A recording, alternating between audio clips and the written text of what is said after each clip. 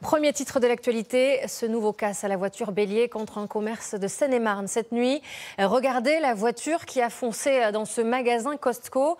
3 individus munis de haches ont dévalisé le rayon téléphonie avant de prendre la fuite. Ils sont pour l'heure toujours recherchés.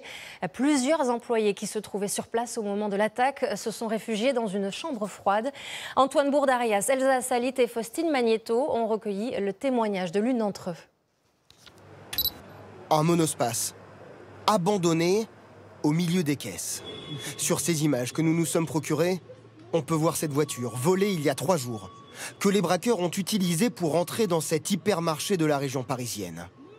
Il est environ 3 h du matin lorsque les malfrats enfoncent cette sortie de secours avec le véhicule. À l'intérieur, 3 hommes vêtus de noir, au moins l'un d'entre eux est armé d'une hache. Au moment de l'attaque, une dizaine d'employés est présente dans le magasin. Nous avons pu recueillir le témoignage de l'un d'entre eux qui souhaite rester anonyme. J'ai entendu BAM.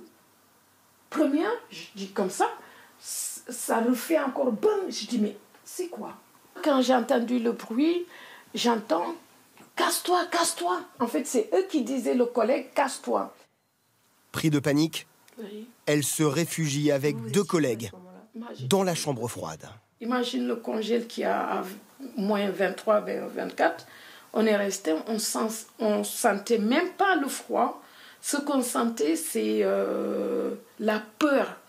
Moi, je pouvais rien faire. Je tremblais. Jusqu'à maintenant, j'arrive pas à croire qu'est-ce qui s'est passé.